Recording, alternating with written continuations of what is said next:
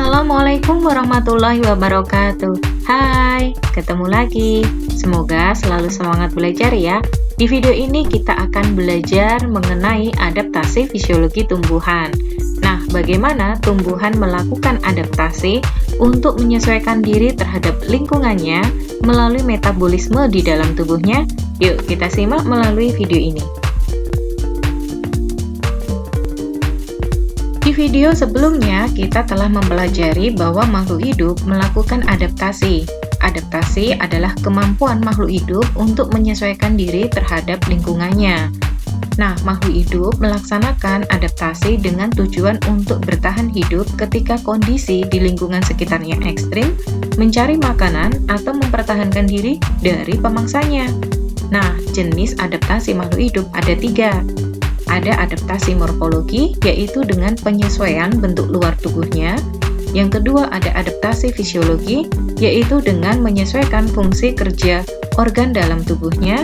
Serta yang ketiga adalah adaptasi tingkah laku, yaitu dengan perubahan tingkah laku atau perilakunya. Dari berbagai jenis adaptasi pada makhluk hidup, kita akan belajar adaptasi fisiologi tumbuhan pada video ini. Tumbuhan dapat melakukan adaptasi fisiologi, contohnya bunga azalea. Nah, adaptasi fisiologi tumbuhan merupakan penyesuaian diri pada tumbuhan terhadap lingkungan sekitarnya melalui penyesuaian sistem kerja organ tubuh atau metabolisme di dalam tubuhnya. Misalnya, melalui proses transpirasi atau penguapan, respirasi atau pernafasan, atau bisa juga dengan cara sekresi, yaitu pengeluaran zat-zat tertentu dari dalam tubuhnya.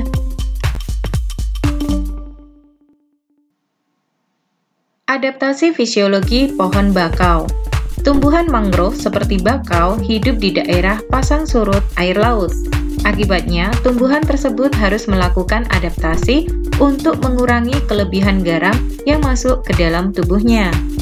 Garam yang masuk ke dalam tubuhnya akan dikeluarkan oleh kelenjar garam yang terdapat di daun pohon tersebut melalui proses transpirasi atau penguapan.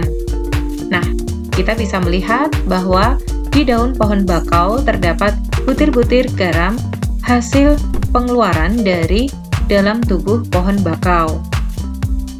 Nah, garam yang juga terdapat di air laut dicegah masuk oleh jaringan ultraviolet yang terdapat di akar. Selanjutnya, bagaimana cara adaptasi fisiologi pada pohon eukaliptus atau kayu putih, lamtoro, dan mangga? Oke, tumbuhan-tumbuhan tersebut mampu menghasilkan zat alelokimia. Alelokimia bersifat racun bagi pertumbuhan tanaman lain yang tidak sejenis dan berada di sekitar tanaman-tanaman tersebut. Dengan adanya alelokimia, maka persaingan dengan tumbuhan lain untuk mendapatkan nutrisi bisa ditekan, dan akibatnya tumbuhan-tumbuhan tersebut mampu mendapatkan nutrisi dan zat hara yang lebih banyak.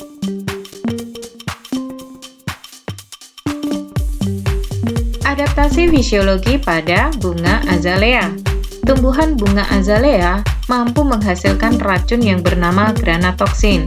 Racun granatoksin tersebut dihasilkan untuk mekanisme pertahanan diri dari hewan herbivora yang akan memangsa tumbuhan tersebut. Granatoksin dihasilkan oleh daun dan nektarnya.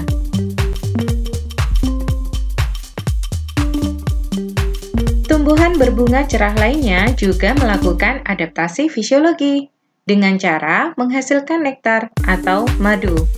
Nektar tersebut berguna untuk memikat serangga agar datang dan membantu penyerbukan. Serbuk sari atau polen akan menempel pada tubuh serangga, dan polen yang tertempel tersebut akan terbawa oleh serangga ke putik, sehingga terjadilah penyerbukan. Adaptasi fisiologi pada bunga Amorphopalus atau bunga bangkai dan bunga rafflesia. Bunga bangkai atau Amorphophallus titanium dan bunga Rafflesia mampu menghasilkan bau yang busuk. Bau yang busuk tersebut dihasilkan dan disekresikan dengan tujuan agar bau busuk tersebut memikat serangga seperti lalat dan kumbang kotoran untuk datang. Serangga-serangga tersebut akan berdatangan dan membantu penyerbukan mereka.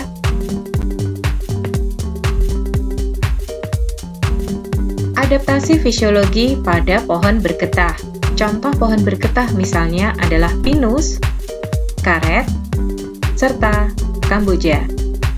Tumbuhan tersebut akan menghasilkan getah yang bersifat lengket. Getah tersebut ditujukan sebagai mekanisme pertahanan diri dari serangga pengganggu serta hewan herbivora yang akan memangsanya. Oke, kita sudah selesai belajar adaptasi fisiologi tumbuhan. Terima kasih sudah menyimak video ini dengan baik. Sampai jumpa. Wassalamualaikum warahmatullahi wabarakatuh.